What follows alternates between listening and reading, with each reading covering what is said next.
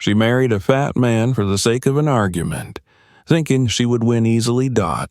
But after a few months, her world turned upside down. Read and write where you're watching us from. Isabella Wright sat in her penthouse, high above the restless energy of Manhattan, the city lights flickering beneath her like scattered diamonds. The world below was hers, one of privilege, wealth, and influence. She was the daughter of a self-made real estate mogul, heir to a sprawling empire of luxury hotels and fine dining establishments, a woman who commanded respect with every step she took. She had never known scarcity, nor had she ever been denied anything she truly desired. At 38, Isabella was the epitome of success. She was not only beautiful, with her sharp, aristocratic features, piercing green eyes, and effortlessly styled blonde waves, but also formidable in business. She had spent the last decade proving to the world and to herself that she was more than just the heiress to a fortune. She was ruthless in negotiations, disciplined in her habits, and utterly in control of every aspect of her life. Despite this, there was an emptiness beneath the surface. Her life was a meticulously curated masterpiece, yet it felt sterile, predictable. Each morning began with sunrise yoga on the penthouse terrace, followed by a meticulously prepared breakfast of organic fruit and green juice, then a series of back-to-back meetings with investors, designers, and high-profile clients. The evenings were filled with charity galas, exclusive parties, and networking events where the same faces discussed the same elite concerns. Romance had always been transactional in her world. She had dated men of status, hedge fund managers, European aristocrats, tech billionaires, but none had ever truly mattered to her. Love, as she understood it, was a concept for the sentimental. In her world, relationships were alliances, built on mutual benefit, not passion or vulnerability. Tonight was yet another gala, this time for an exclusive charity event held at the Wright Tower, the flagship of her family's empire. The venue, a sleek and modern architectural marvel, had been transformed into a dazzling spectacle of crystal chandeliers, white-gloved waiters serving champagne, and guests draped in designer couture. She moved through the crowd effortlessly, her presence commanding attention. Conversations stopped when she approached, and when she spoke, people listened. It was the power she had cultivated, one that never failed her until tonight. She spotted her brother, Alexander Wright, leaning against the marble bar, swirling his whiskey lazily. Though only a year apart in age, Alex had never shared her drive. He enjoyed the family wealth without the burden of responsibility, content to live a life of pleasure and indulgence. Unlike Isabella, he found the world amusing rather than something to be conquered. "You always look like you're plotting world domination," he mused as she joined him. She smirked. "And you look like you're about to say something ridiculous." He chuckled, taking a slow sip of his drink before tilting his head at her. "Tell me something, Izzy. Don't you ever get tired of all this?" She raised an eyebrow. "Define this." "The parties, the people, the endless cycle of being perfect." She gave him a pointed look. "Perfection is why I'm successful." Alex shrugged. "Sure, but it's also why you're predictable." She let out a soft laugh. "You think I'm predictable?" "I know you are," he said smugly. "Everything about your life is curated. Your business, your relationships, even your social circle. Everything and everyone fits into your world perfectly." She rolled her eyes. And, he continued, "I don't think you could handle something truly unpredictable. Someone who doesn't fit into your carefully designed reality." Her expression remained amused, but she was intrigued. "What exactly are you suggesting?" Alex's grin widened. A bet. That got her attention. Isabella was fiercely competitive. She had been since they were children, always needing to win, to prove herself superior. "I bet," Alex said, "that you can't marry someone completely outside of your world and make it last 6 months." She narrowed her eyes. "Marry?" "Marry," he confirmed. "Not just date. Not just a fling. A real marriage, no loopholes, no easy outs. Someone who doesn't belong here, someone who isn't part of our society, someone you would never even glance at." She studied him carefully. "And what do I get if I win?" He leaned in, lowering his voice. "The control in shares of Wright Enterprises." The words sent a thrill through her. Their father had built the company, but since retiring, he had left the final control split between them. She ran the business, but Alex held enough power to block her decisions when it suited him. If she won, she would have complete autonomy. "And if I lose?" she asked. "You admit I was right," he said, smirking. "You admit that you can't adapt to something you can't control." She scoffed. "That's it? You want a confession?" "From you?" He chuckled. "That's worth more than money." She considered for a moment. The idea was absurd, but that only made it more enticing. A challenge, a game, and she never lost. "Fine," she said, extending her hand. "You have a deal." Alex shook her hand, grinning. "This is going to be fun." As she sipped her champagne, Isabella's mind was already racing. She would need to find someone who was the complete opposite of her world. Someone so far removed that it would satisfy the bet's conditions, but manageable enough that she could control the situation.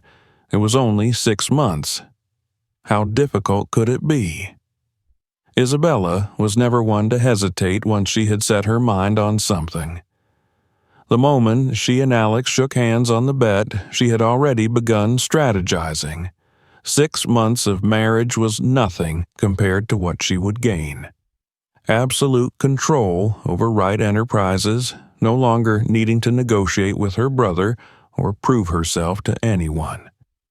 She had handled multi-million-dollar acquisitions, navigated complex negotiations, and outmaneuvered the most ruthless business titans. Finding a man to fit the conditions of this bet would be no different. All she needed was the right candidate, someone wholly removed from her world, but someone she could manage. The morning after the gala, she sat in her private study, a cup of black coffee in hand, flipping through the list of names her assistant had prepared. Sophia, a woman who had worked with her for years, had followed Isabella's instructions to the letter. The candidates included struggling artists, cab drivers, school teachers, and even a street musician. Each one was ordinary, unpolished, and completely unsuited for her elite social circle. Isabella scanned the names, but none of them intrigued her. They were too meek, too desperate. She needed someone she could control, but not someone who would become dependent on her. The arrangement had to be clean, free of emotional complications, a contract rather than a relationship. Frustration set in as she flipped through profile after profile, each one more uninspiring than the last. Just as she was about to toss the folder aside, a name caught her eye. James Miller, a 42-year-old mechanic who ran a small auto shop in Brooklyn.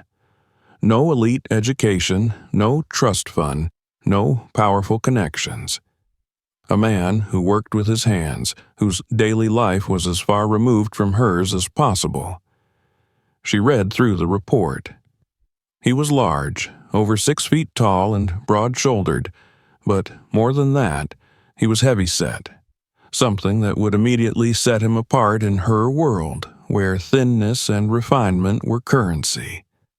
He was known in his neighborhood for his generosity, often fixing cars for struggling families at reduced prices or for free.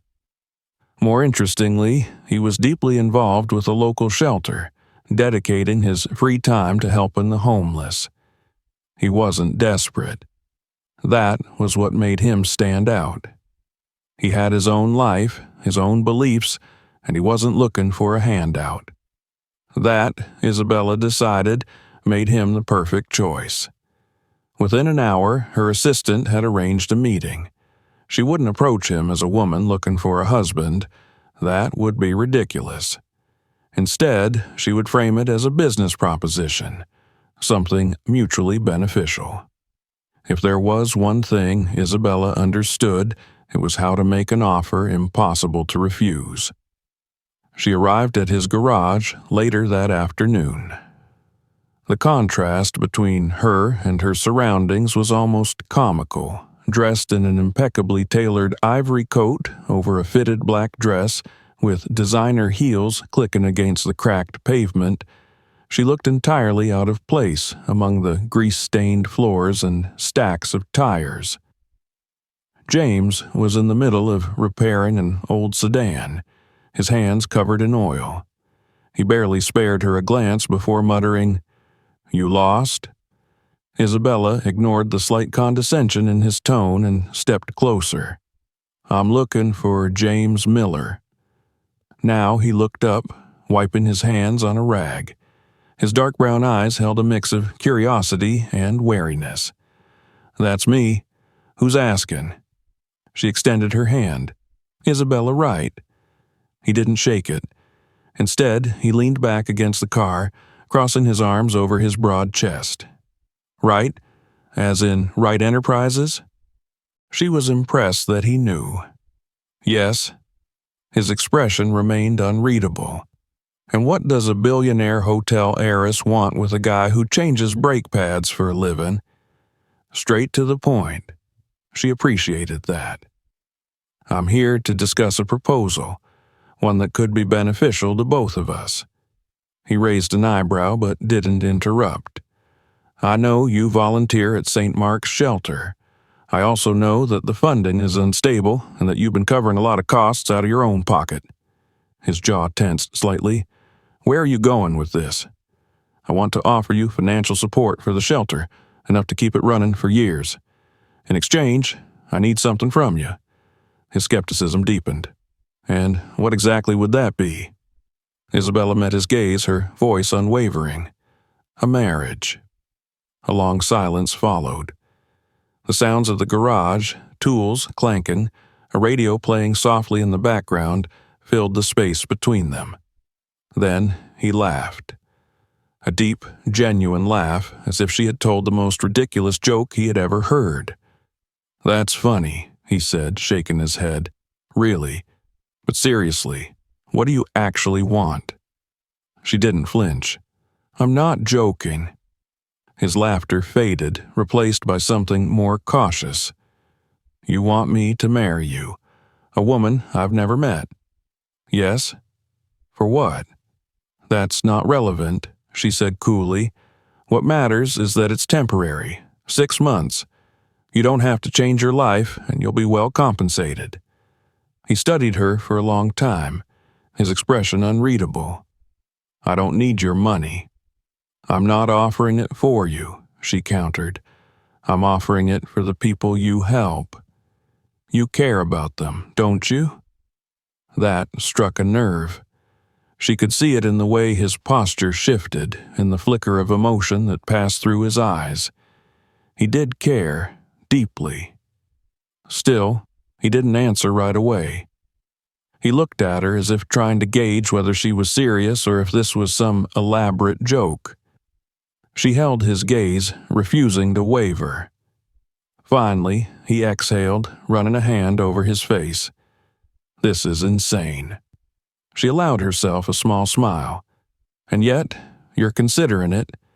He sighed, shaking his head. "I don't trust you." "You don't have to." She extended a business card. "Think about it. You have 24 hours. James took the card but didn't look at it. He was still watching her, as if trying to decipher what kind of person would make such an outrageous proposal. As Isabella turned to leave, she knew she had already won.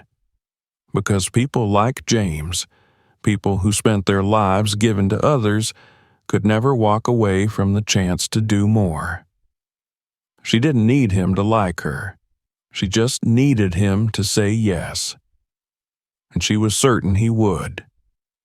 James Miller had spent the last 24 hours grappling with the most ridiculous proposal he had ever received: marriage to Isabella Wright, a billionaire hotel heiress with the composure of a queen and the presence of an avalanche, was absurd on every conceivable level.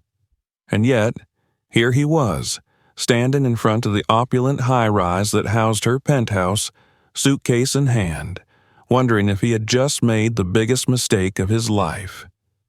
He hadn't said yes lightly. When Isabella had left his garage, her high heels clicking against the pavement like punctuation marks in an unreadable sentence, James had been convinced he would say no. He didn't need her money. He didn't want to be tangled in some rich woman's game. But then he thought of the shelter. He thought of the families who came in seeking warmth during the brutal New York winters, the kids who clung to their mothers because they had nowhere else to go. He thought of the food shortages, the nights when he had to turn people away because there simply weren't enough beds. And he thought about how much of his own savings had gone into keeping it running. Her offer had been manipulative, sure, but she hadn't been wrong. He did care. And if 6 months of his life could ensure that the people he fought for had security, then what choice did he really have? So, against all logic, he had agreed. Now, standing in front of the sleek, glass-covered building, he felt like a complete fraud. He didn't belong here. He wasn't sure he even wanted to belong here. But he had made a deal, and he was a man who honored his word. The doorman, a stiff-looking man in a perfectly pressed suit, regarded him with barely concealed skepticism as he stepped inside. "Can I help you, sir?" James exhaled, gripping the handle of his suitcase a little tighter. "Yeah, I'm here for Isabella Wright." The doorman blinked, visibly struggling to reconcile the rugged, broad-shouldered mechanic in a worn-out jacket with the pristine world of Isabella Wright. After a brief hesitation, he stepped aside and gestured toward the elevator. "Penthouse level, sir." James nodded, stepping into the elevator, feeling distinctly like he was being sucked into another universe. The penthouse was exactly what he had expected. The moment the elevator doors slid open, he was met with towering glass windows that stretched from floor to ceiling, offering a breathtaking view of the New York skyline.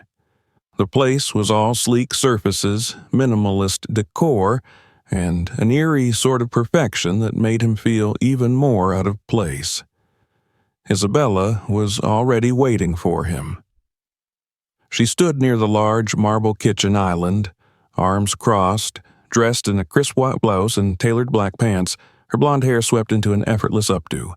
She didn't look surprised to see him. If anything, she looked satisfied. "You're late," she said. James raised an eyebrow. "Wasn't aware we set a time." She simply tilted her head toward a side hallway. "Your room is down that way, the guest suite." So they weren't even pretending to share a bedroom. Good. At least that meant she had no intention of playing house. He set his suitcase down and took a slow look around. "Nice place." "It serves its purpose," she replied coolly. "I assume you don't need a tour." "Not unless you're worried I'll get lost." That earned him a faint smirk before she gestured toward the kitchen. "I have rules, a lot of them. We will attend functions together when necessary. You will dress appropriately. You will not embarrass me in front of my associates. And this arrangement is strictly professional." "Understood?" James took a beat before answering. "Got it. Now, do I get to set any rules, or is this a dictatorship?" She didn't seem amused. "Your job is to stay out of my way. Do that, and we'll get through these 6 months just fine." James wasn't sure why he had expected anything different. Over the next few days, he quickly realized that their worlds weren't just different. They were entirely incompatible. Mornings in Isabella's life were regimented, starting with a perfectly portioned breakfast, a strict schedule, and back-to-back meetings that she conducted with razor-sharp efficiency. Meanwhile, James's mornings typically involved a large plate of pancakes, a strong cup of coffee, and figuring out which engine he'd be elbow-deep in for the day. Their first real conflict came over food. James had woken up early, rummaging through her oversized, state-of-the-art kitchen, only to find that her fridge was stocked with things he barely recognized: organic greens, imported cheeses, obscure health juices. He finally settled on making himself eggs and bacon. The smell of sizzling bacon filled the kitchen, and he was just about to dig in when Isabella walked in. She stopped dead in her tracks, staring at the plate like it had personally insulted her. "What is that?" He glanced down at his breakfast. "Food." She exhaled sharply, rubbing her temples. "You're going to make the entire place smell like grease." He shrugged. "That's kind of how cooking works." She muttered something under her breath and grabbed a green juice from the fridge. "We have a chef for a reason." "Yeah, well, I'm not really the tiny gourmet portion type," James said, taking a bite. "I like real food. Then don't burn my kitchen down in the process." From there, things only escalated. She dragged him to a high-end tailor, where he stood stiffly as measurements were taken, feeling like a mannequin as they dressed him in a three-piece suit that cost more than his entire apartment. He took her to a small diner in Brooklyn one afternoon, just to see her reaction. She had stared at the laminated menu like it might bite her, then carefully ordered a black coffee, clearly repulsed by the idea of greasy burgers and milkshakes.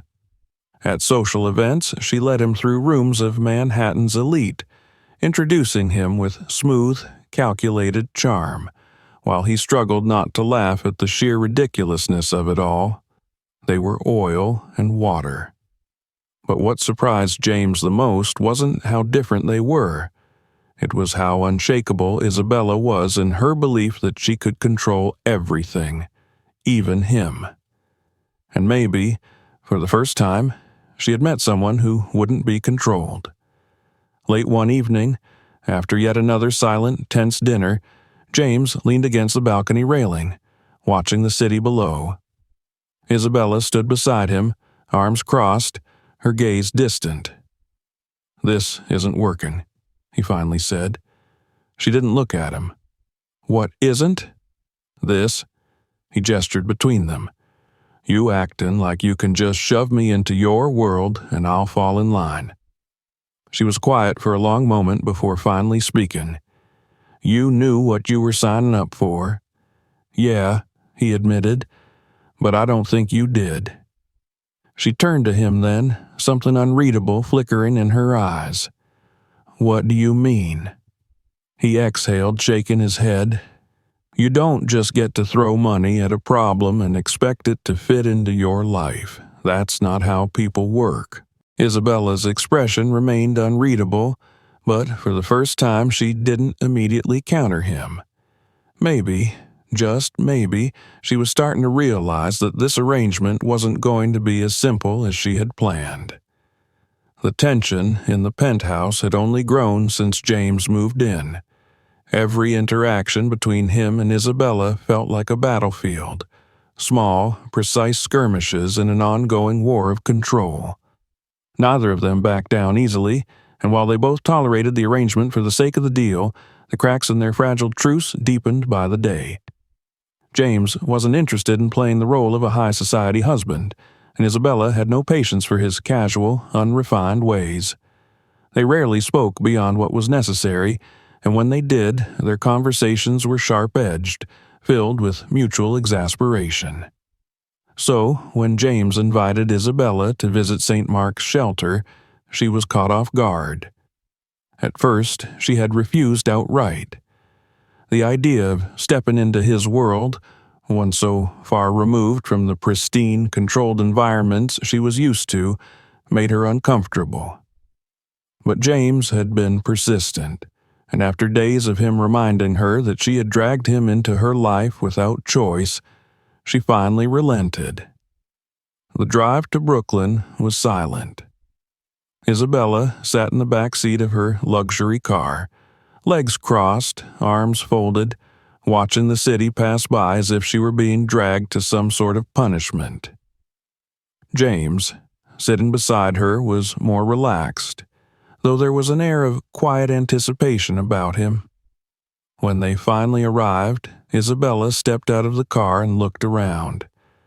The shelter was nothing like the refined, charity gala-funded organizations she had donated to in the past.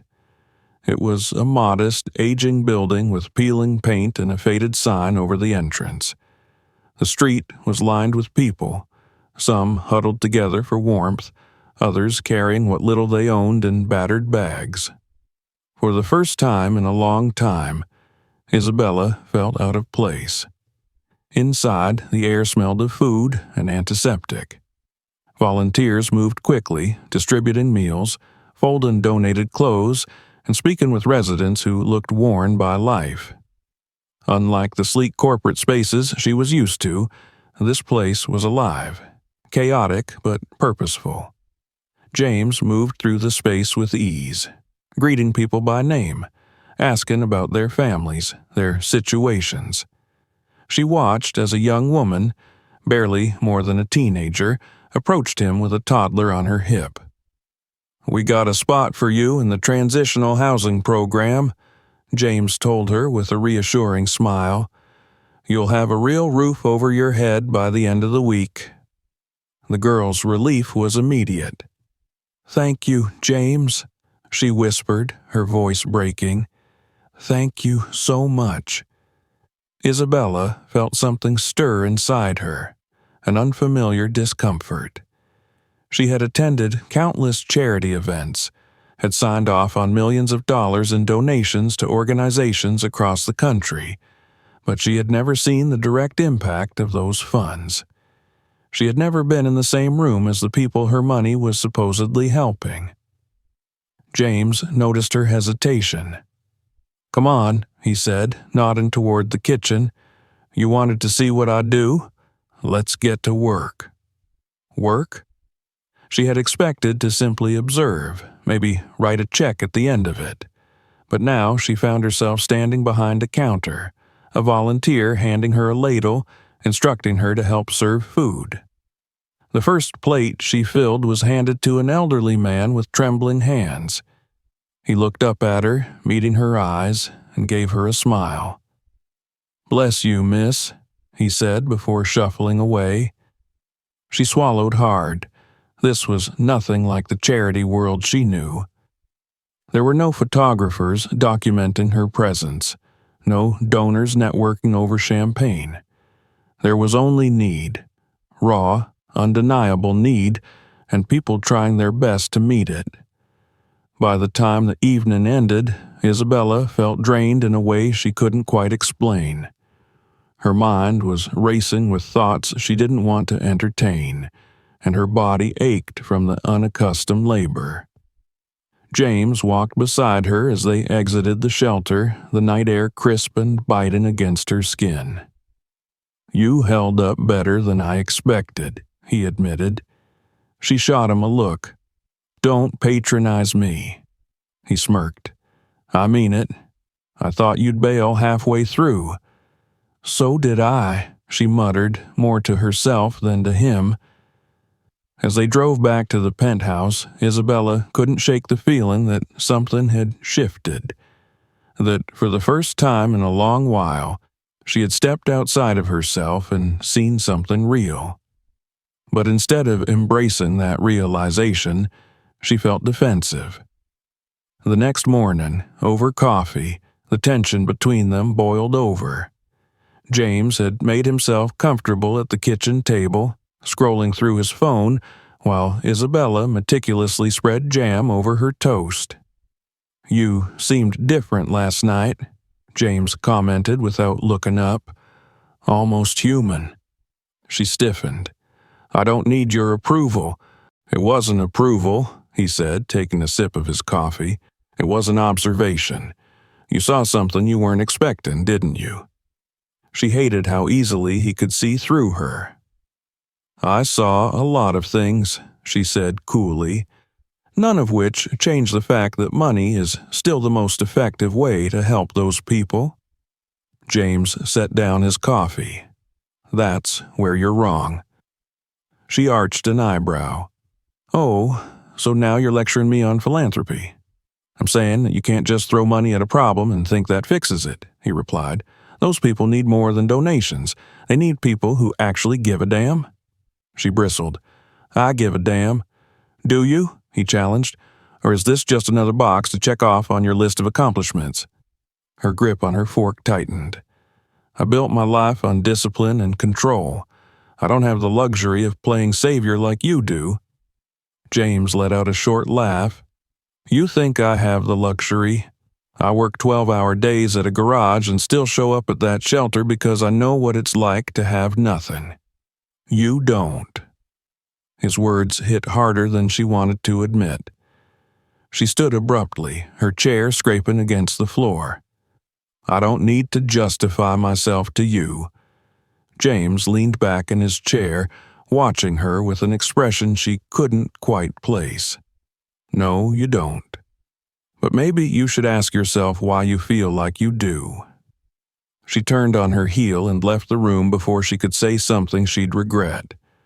For the rest of the day, she tried to bury herself in work, throwing herself into meetings and business deals, but something about their argument lingered. That night, as she sat alone in the penthouse, sipping a glass of wine, she found herself thinking about the girl at the shelter, about the way James had spoken to her, not like a benefactor, but like someone who truly saw her. It unsettled her. She didn't like feeling unsettled, but even as she told herself she would forget about it, she knew she wouldn't. Because James had been right about one thing. She had seen something she wasn't expecting, and it had shaken her more than she wanted to admit. Isabella prided herself on compartmentalization. She had built an entire life around the ability to separate emotion from action, personal from professional, self from others. It was why she was a success, why she had never allowed herself to be distracted by sentimentalities or unnecessary attachments. Yet, for the past week, she had been unable to shake the unease James had planted in her.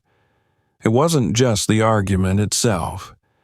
It was the way he had looked at her, like he had seen through every layer of carefully cultivated indifference, like he had exposed something in her she wasn't ready to acknowledge.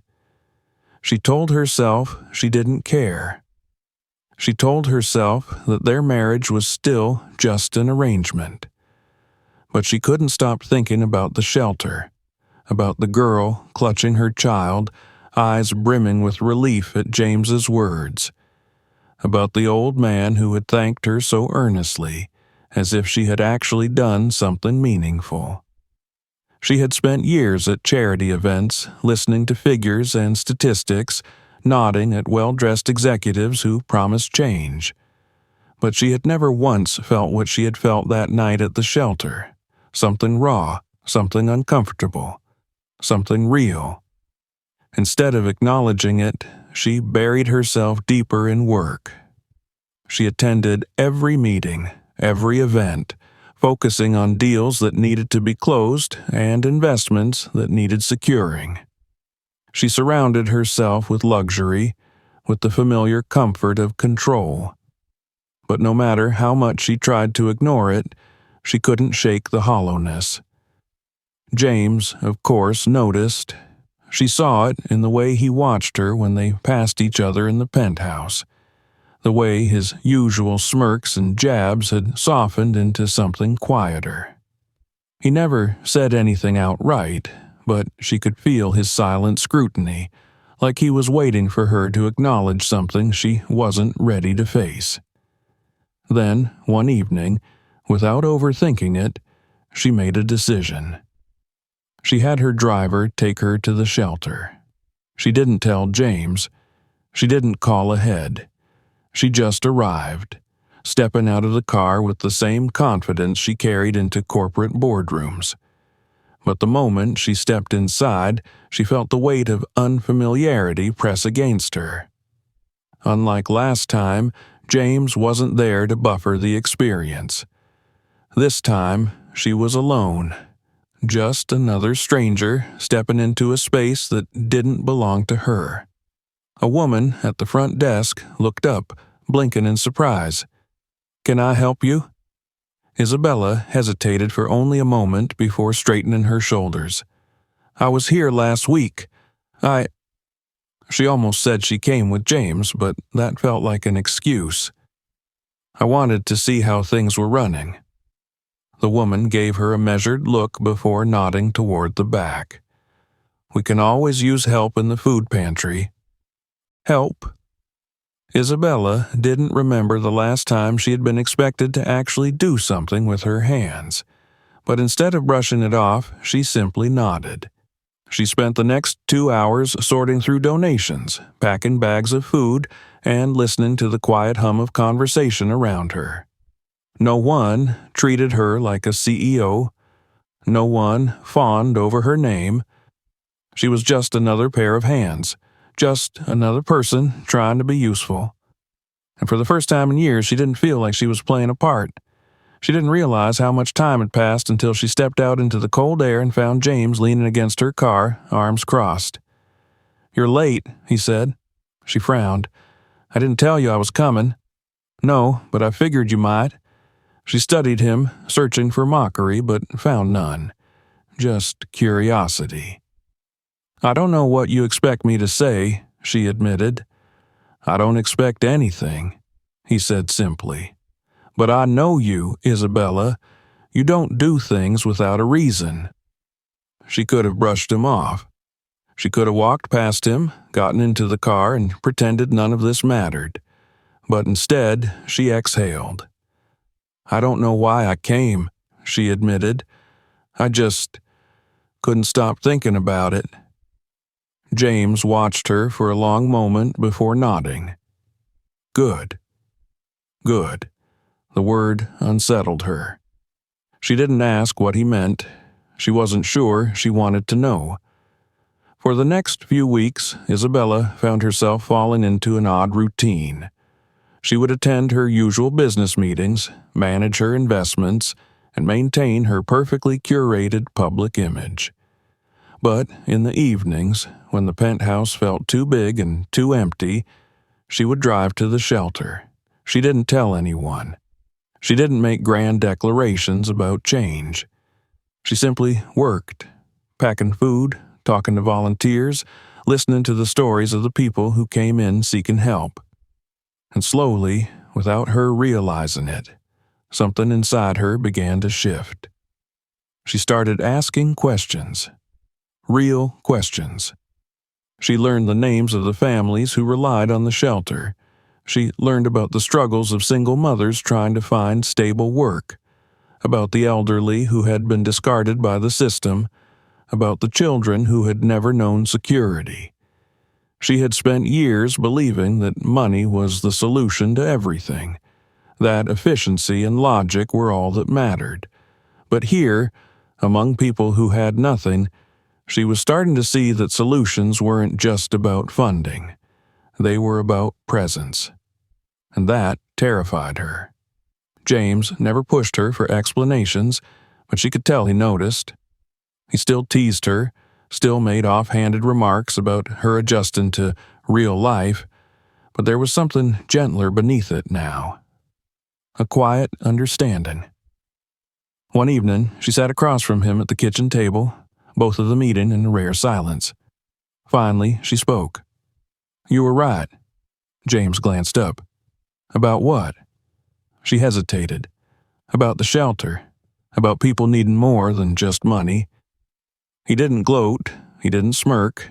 He just nodded. Yeah, that was it. No lecture, no speech, just an acknowledgement. And somehow that made it feel more real. But even as she began to change, she couldn't shake the feeling that something was looming. Because while she might have started to see James in a different light, while she might have begun to respect him in ways she never expected, there was still one thing she hadn't told him. The bet. The real reason she had married him. And, as much as she wanted to believe that she could keep it hidden, some part of her knew the truth would come out. And when it did, everything she had built in these past few weeks would come crashing down. The weight of the secret pressed heavier on Isabella with each passing day. She had always been good at managing risk, at controlling outcomes, at keeping her emotions firmly locked away. But this was different. This wasn't just a business deal or a calculated decision. This was real, and it was slipping further out of her control. For weeks now, her life had been split into two distinct halves. There was the Isabella the world saw, the poised businesswoman, the confident executive who commanded respect and admiration. And then there was the Isabella who spent late nights at the shelter, who listened to people's stories, who had begun to question everything she had once believed about success and value. And at the center of it all was James. She hadn't expected to respect him. She hadn't expected to care. But she did, and that was a problem. Because no matter how much she wanted to ignore it, there was still a contract binding them together, a wager she had made in arrogance, a bet she had never truly expected to lose. She told herself she had time. She told herself she could figure out a way to fix it. But the truth came out in the worst possible way. It was an otherwise ordinary evening. She had just returned from a meeting, stepping into the penthouse to find James sitting on the couch, scrolling through his phone. There was nothing unusual about it, until she saw the look on his face. Tense, guarded, like he already knew something. She hesitated. What's wrong? James didn't answer right away. Instead, he turned his phone toward her, and when she saw what was on the screen, her stomach dropped. It was an article, a business column dissecting the Wright family empire, and buried within it a single paragraph that made her blood run cold. It was speculation, but speculation based on truth. Sources suggest that Isabella Wright's recent marriage is tied to an internal family bet, one that, if successful, would grant her full control over Wright Enterprises. While unconfirmed, whispers within Manhattan's elite suggest that her choice of husband may have been more strategic than sentimental. Silence stretched between them. James set the phone down and met her gaze. Tell me it's not true. She opened her mouth, but no words came out. He exhaled sharply, shaking his head. Jesus, Isabella. She forced herself to stay composed. It's more complicated than that. Is it? His voice was tight, clipped. Because from where I'm standing, it seems pretty simple. You needed a husband for 6 months, so you found someone convenient. You found me. Her throat tightened. It wasn't like that. Then tell me how it was, he challenged. Tell me what part of this wasn't a game to you. She wanted to. God, she wanted to. She wanted to tell him that somewhere along the way, things had changed. That he wasn't just a bet anymore. That he had become the only person who made her question everything she had built her life around. But how could she expect him to believe that? So instead, she said nothing. And the silence was worse than any answer she could have given. James let out a bitter laugh. I should have known, he muttered. I should have known that none of this was real. It was real, she said, the words escaping before she could stop them. He shook his head. No, it was convenient. And you had the nerve to stand in that shelter to talk to those people, to act like you actually gave a damn, while the whole time this was just another one of your power moves. His words hit harder than she expected, because they weren't just angry, they were hurt. I didn't, she exhaled, running a hand through her hair. I didn't think it would be like this. He let out a hollow laugh. Like what? Like I'd actually matter? She flinched. James shook his head. I don't know why I'm surprised. I should have seen it from the start. She wanted to stop him, to say something, to fix it, but there was nothing left to say. And then, with the quiet finality of someone who had already made up his mind, he picked up his jacket. I'm done, Isabella. The words sent a jolt through her chest. Her composure cracked. James! No. He turned to face her, eyes dark with something she couldn't quite name. I might not come from your world, but I'm not some chess piece for you to move around. I don't care about your money. I don't care about your company. But I did care about what I thought we were building. And the worst part, I actually believed it meant something. She wanted to tell him that it did, that he meant something, but she had lost the right to say those words. Without another glance, he walked out the door, and this time she knew he wasn't coming back. The penthouse felt unbearably silent in his absence. For the first time in her life, Isabella Wright had gotten everything she wanted, and for the first time in her life, she had never felt emptier. The next few days passed in a blur. She went through the motions, meetings, calls, press appearances. She smiled when she was supposed to smile, nodded when she was supposed to nod. But none of it mattered. James was gone, and no amount of control could change that. She told herself it was fine, that she would move on, that she would forget. But then she caught herself glancing at the chair he used to sit in, at the empty space in the kitchen where he used to make his absurdly large breakfasts. She caught herself missing the way he challenged her, the way he never backed down. She caught herself missing him. And that terrified her, because Isabella Wright didn't lose. But, for the first time, she wasn't sure if winning was worth it. The silence in the penthouse was suffocating. It had been days since James walked out, but his absence lingered like a weight she couldn't shake. Isabella had always prided herself on her ability to move on, to cut away what no longer served her and continue forward without looking back. That was how she had built her success, by being ruthless, efficient, and in control. But this time, she couldn't move on.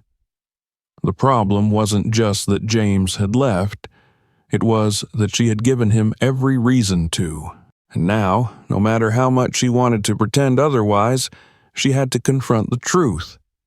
She had built her world around winning, around being the smartest, the strongest, the most prepared. But what good was winning when she had lost the one person who had made her see the world differently? She wasn't ready to admit how much it mattered. But she knew one thing.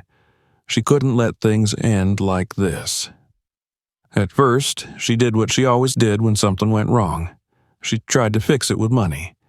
She had her assistant arrange a meeting with the director of St. Mark's Shelter. She increased her donations, made sure the shelter had everything it needed for the next several years. New supplies, an expansion project, full funding. It was the kind of solution that had always worked before. But this time it didn't feel like enough. Because money wasn't what had driven James away. It had been her. And throwing money at the problem wasn't going to bring him back. That realization hit her harder than she expected. For the first time in her life, Isabella didn't know how to fix something. So she did something she never did. She listened. She went to the shelter not as a benefactor or a businesswoman, but as a person trying to understand. She sat with the volunteers, asked questions, learned their stories. She watched how they worked, not just the way they provided meals or shelter, but the way they built trust. She spent hours speaking with the families who relied on the shelter. She listened to their fears, their hopes, their struggles, and, for the first time, she didn't see them as numbers on a financial report. She saw them as people. It was uncomfortable.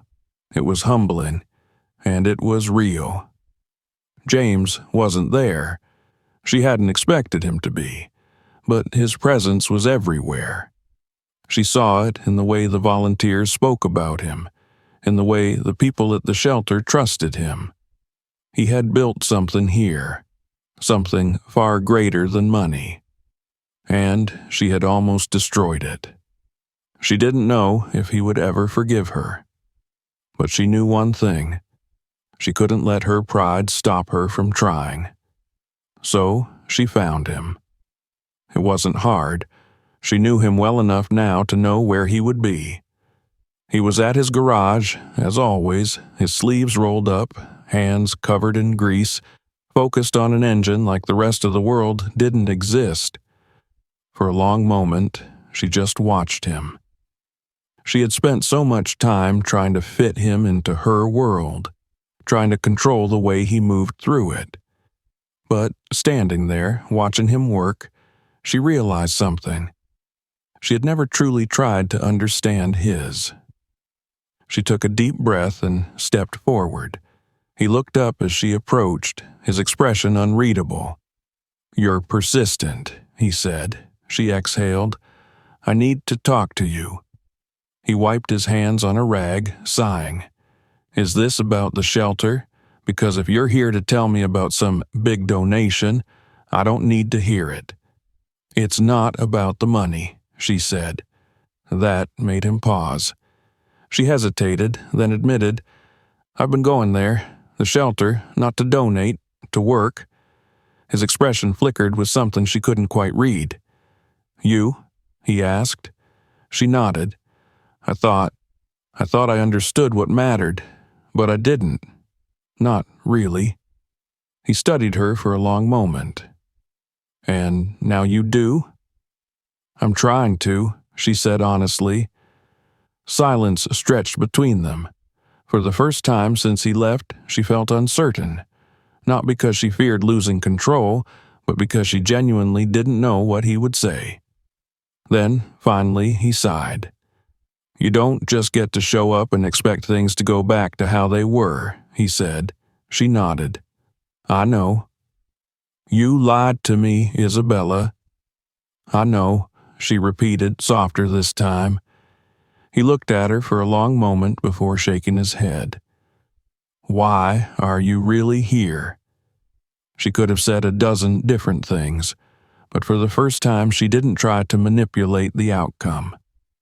"I miss you," she admitted. The words hung between them, heavier than she expected. James didn't answer right away, but he didn't walk away either. And for now, that was enough. She hadn't won, but maybe, just maybe, she had taken the first step toward something better. The days that followed were slow and uncertain, but for the first time in her life, Isabella didn't try to control them. She didn't push James for an answer. She didn't try to force things back to how they had been before.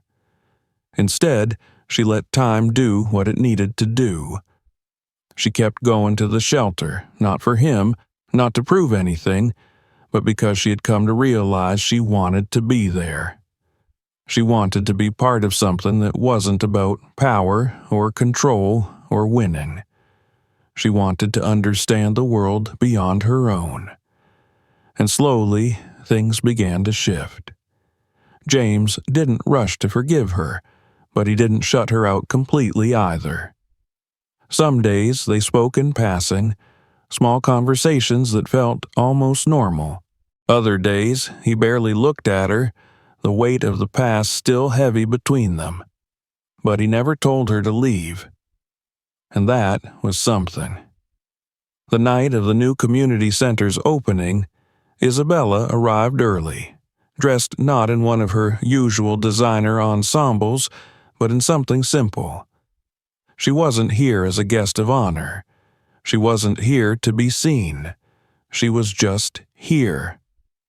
The center was bustling with energy. Families filtering in, volunteers moving quickly to set up food stations, medical checkups, and job assistance booths. The entire event was a testament to what the shelter had been working toward for years. And for once, Isabella wasn't thinking about the money behind it. She was thinking about the people. She spotted James across the room, talking to a group of volunteers, his posture relaxed, his deep laugh carrying through the air. For a moment, she just watched him. He belonged here. And for the first time, she wondered if maybe, just maybe, she could too. She didn't approach him right away. Instead, she spent the evening helping where she could, handing out plates of food, sitting with an older woman who told her about the struggles of finding stable housing after losing her job.